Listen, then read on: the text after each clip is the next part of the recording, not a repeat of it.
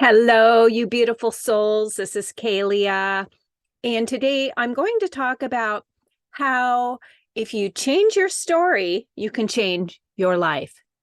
Now, I wrote an article many years back. My articles come back to haunt me sometimes because I've been writing for over 20 years on my website, narcissismfree.com, or the content that became the early stages of my website, narcissismfree.com. I wrote an article about how our stories keep us stuck. And I got a really rather nasty shaming comment from somebody this past week who the shaming was kind of how dare you? How dare you suggest that victims of narcissistic abuse have anything to do with their abuse? She further shamed me by telling me that she could not believe, in a sense, how much I was lacking in empathy and how I was hurting people by suggesting that they take responsibility for their abuse, in a sense, and that she was just devaluing and discarding me by letting me know I was basically worthless to her and that she wasn't ever going to follow my work anymore. She was done with me. So I got discarded, and that always feels bad. I am sensitive. I do not like getting scathing emails or comments from people, but I've learned to develop somewhat of a backbone, and I understand that by putting myself out here in a public way that I am subjecting myself to attack, especially in the field that I've been working in for the past 20 years, narcissistic abuse. I actually attract a lot of people, or I have, not so much anymore because my own energy has shifted, but I have been known to attract people into my reality through comments and emails and things like that are displaying narcissistic behavior themselves. And that narcissistic behavior involves shaming, devaluing, discarding, fault finding, all those kinds of things. Instead of actually having a conversation to say, is this what you meant by this? Or I was triggered by this. Could you shed some more light on it? Because in a case like that, I would be happy to share. And, this was all the result of this woman taking my words and twisting them. Does that sound familiar? And creating a story in her own head. Here I'm talking about stories, but she created her own story about what I was saying that had nothing to do with reality. Does that sound familiar? Because I was basically in that article, and I still talk about this, and I'm talking about this today, our stories really do keep us stuck. And I want to revisit that. So thank you for this woman for helping me to revisit this today. And to revisit the concept of victims, perpetrators, and personal responsibility. I talk about being a victim quite a lot because victim is a buzzword.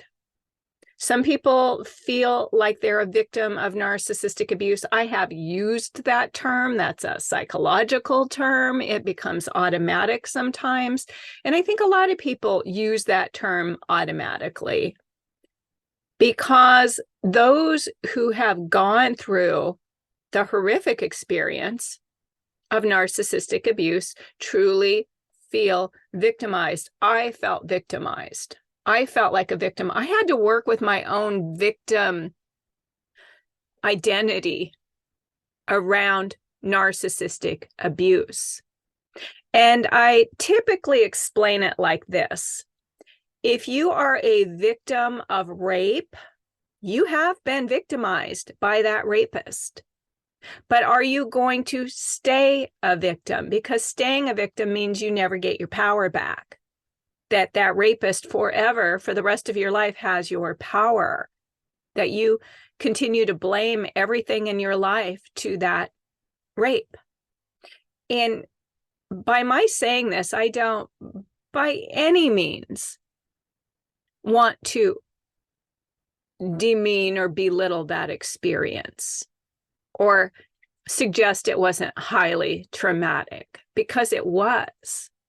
Any of you that have been a victim of rape know how traumatic it is. And I have worked with victims of rape. I've experienced date rape myself. And it's a horrific experience. It's horrifically invalidating, degrading, humiliating. It is highly traumatic. Where narcissistic abuse is a soul rape, which is like an energetic rape, to a physical rape, which is a sexual rape. Basically, it's physical.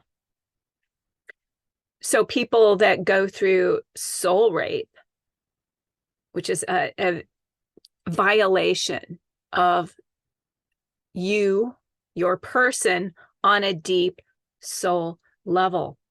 And it feels very victimizing in the way that a rape victim feels victimized.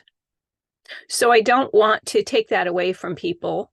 I understand. I've been there. I understand how it feels. But here's the deal, is when we are victimized or feel victimized, we create stories in our minds. And you might be able to identify that when it's narcissistic abuse, that story, through the experience of PTSD, that trauma that you've experienced, there is a tendency to tell your story over and over and over and over again to anyone who will listen. Now, this is part of the trauma. And when I work with people, I definitely hold a space for them to tell their story about what happened. But I redirect them after a few sessions, because if they came to me week after week after week and all they did for our hour together was tell the same story over and over and over again, are they going to progress? No. I get that when you have PTSD, that there is a need or a drive to tell your story. But see, PTSD is a disorder. It's called post-traumatic stress disorder, which means it's not healthy functioning. It's a result of trauma. So if you come to me to work with me and you are in PTSD and you have been telling your story over and over and over again to everybody who will listen about what happened to you or who this person is that did this to you and how they got away with it and how there's a new person in their life that they jumped right into a relationship with and now apparently are living happily ever after and la, la, la, la, la. We know the story. We all have been there. We know the story. So the thing is that if you come to work with me, we're not going to stay stuck. We're not going to stay stuck in the story because it's not healthy. And most people who come to work with me know it's not healthy. They know that there's something insane about that obsession and that rumination that they continue to be stuck in.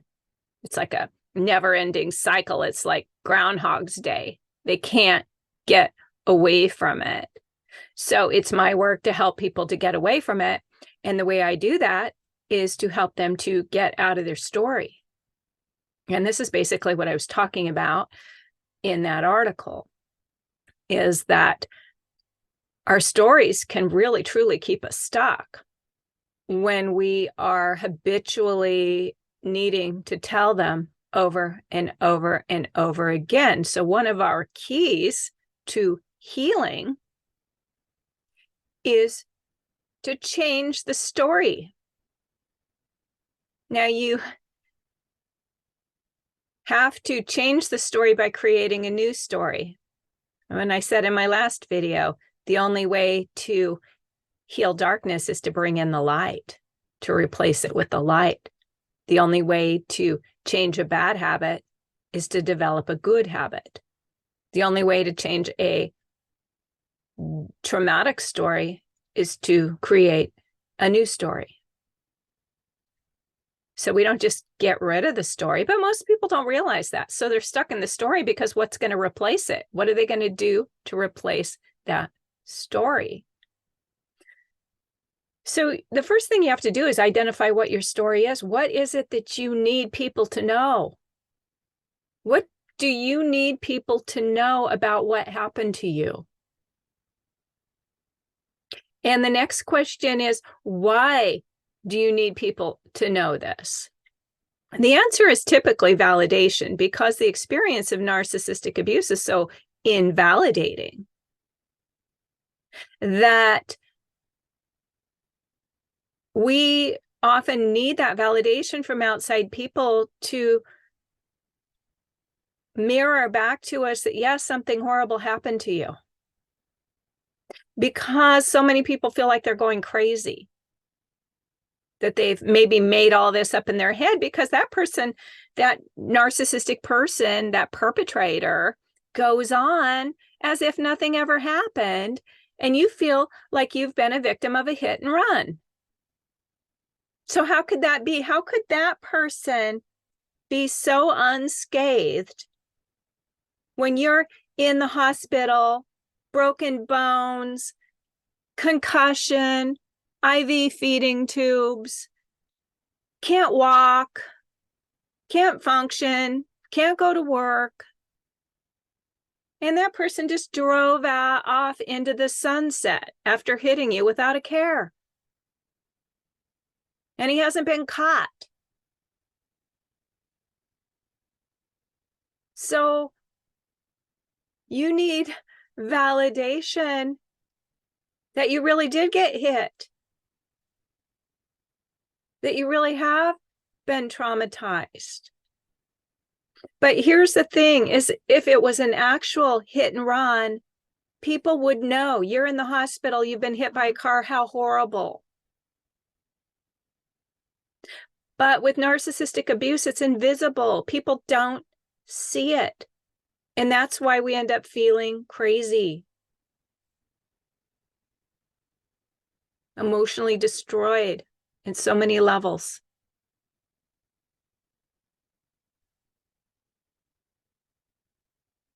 The good news is there is healing in this, but it isn't really going to be dependent on outer validation, because most people, as you probably have found out, don't understand. They don't see it.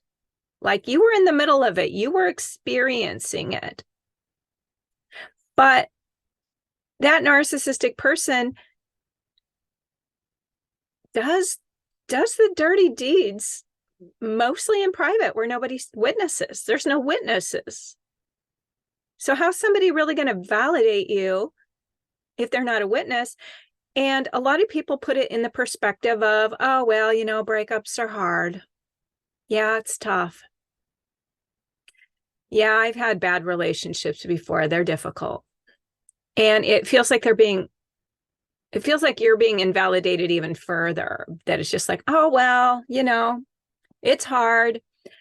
But people don't really understand the trauma, the traumatic effects that come from that kind of abuse. So that validation is really important, and that's why we tell our story over and over and over again. We're looking for people to maybe validate that we aren't crazy. But what ends up happening is we feel even more crazy when we don't get the validation that we're seeking. So that's a role that I've played for people for the past 20 years, is working with people to help to validate that, yes, this is truly a traumatic experience. Yes, you truly have been affected. Yes, I understand. Because I do, because I've been there, because I've suffered in the same way. And that's where I have learned so much, such as that we get stuck in these stories. I get the stories. I know why they happen. But we have to still change the story if we're going to heal. Because we have to understand the workings of the subconscious mind. So I'm going to bring my clinical hypnotherapy back in. That when you continue to give your subconscious mind images of what happened to you, of this story of how victimized you were, how much this hurt, how much in pain you are, how traumatized you are, the subconscious says yes. So it continues to produce that reality. You keep waking up to that reality day after day after day, because that's the seeds that you continue to plant in your subconscious mind. And that is why it's so important to plant new seeds. So what might a new story look like? Might look like, yeah, I went through a really difficult time, but I am strong. I am resilient. And I am going to recreate a life that's even better than the life I had before I met this person, or the life I believed I had when I was with that person. That I have the power to create an amazing new life. And I may not feel great right now, but I am on my way. I am recovering. I am healing. I am becoming the greatest version of myself. I am learning not to survive, but to thrive, to become the best me that I can possibly be. And you start aligning your thoughts and beliefs with that new version of reality. You start giving these images to your subconscious mind, even if you're not feeling it. You don't have to feel it right away. But you do have to plant those seeds. I talked in the last video about planting the seeds in the subconscious mind. That is the fertile soil that produces future results. The seeds you plant today is the fruit that sprouts above ground tomorrow. So when you continue to plant the same seeds through telling the same story over and over and over again, you get stuck in the story. See where I'm coming from? It keeps regurgitating and regurgitating. But when you start telling yourself a different story, and telling yourself and others, because when people ask you, so how are you doing? How are you feeling? I've always wanted to be honest about feelings. I think being honest about feelings is really important. And I think there's a time and a space to talk about how you're feeling. But when you're dealing with people that just really don't get it, that really can't hear you, that really can't truly care how you're feeling, just because they themselves don't understand, they haven't experienced it, it's best that you say, I'm healing. I'm getting better. Every day is better. And that you're telling your subconscious mind, I'm healing. I am getting better. Every day's better. And the subconscious says, yes. And that becomes your new reality. Now, remember, there is a delay from the time you plant the seed to the time it sprouts above ground. And that's where you practice patience and you nurture the seed by continuing to feed your subconscious, to water the seeds of the future that you're creating, which is I am healing, I am getting better, I have a new story, I'm creating a new story, and that new story involves me being my absolute best, that I'm coming out of this stronger and better than ever before. Now, some of the hypnotherapy sessions that I do something called timeline walking or timeline jumping, quantum jumping. There's a lot of different names for it. But what it is that in hypnotherapy, we take you into the future to meet your future self. And so we get the imagination really engaged in going into the future and meeting your future self. And being able to witness and observe and talk to and even experience what it's like to be in the body of your future self. And because your imagination, which all this work is done in, the subconscious is the seat of the imagination. And also the subconscious does not know the difference between what is real in our conscious waking reality and what is imagined. So the seeds we give it through imagination become our reality. We have to understand that piece. So when you travel into the future in your imagination and you see that future version of yourself, most people are going to see the most empowered, positive version of themselves, because that's truly what they want to create in the future. So when they travel that timeline 2 years in the future, I usually hear these kinds of words. I am healthy. I'm radiant. I'm glowing. I'm happy. My business is succeeding. Or I have a great job. I'm in a great new relationship where I'm really loved and valued. And you get these messages that are going into the subconscious of this is where you're going. This is your road out. This is your new story. I am healthy. I'm happy. I'm radiant. I'm glowing. I have a great new relationship. I have a great new job where I am, my business. I started a business. I'm thriving. I wrote that book. Whatever it is that you would love to do becomes a part of your future reality. So you're planting seeds through this new story, and you bring that story back with you, and that becomes your blueprint for what you're creating in your life, what is going to outpicture in your life tomorrow. So these are the seeds that you're planting today. I am healthy. I'm happy. I'm radiant. I'm glowing. I'm prosperous. I'm on purpose. I'm traveling.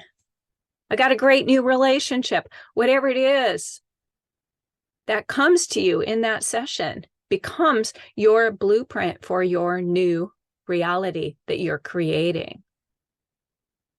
So if you're staying stuck in the old story, it's like, I've been defeated. My life has been destroyed. I don't see how I'm ever going to recover from this. He took everything from me. I have no energy to live life anymore. I don't even want to be here anymore. Subconscious says yes. And you don't want that. So I get that people feel that way. I get that. I felt that way. But you don't want to stay there. You want to create a new story so that you truly can change your life. So I hope that this has been helpful. And if you would love to work with me one-on-one, please go to my website, narcissismfree.com or pathbacktoself.com. where you can schedule a session online using my online calendar. Or if you want to just work with some of my audio hypnosis downloads or books, read my books or articles or anything like that, you can go to both of those websites, narcissismfree.com or kaleahlaroche.com. And my new website for my audio hypnosis downloads is inner-transformations.com. inner-transformations with an S.com. And you can see my collection of audio hypnosis downloads. Okay, thank you so much for listening today, for being here with me. And I wish you much love and healing and a great new story. We'll see you in the next podcast.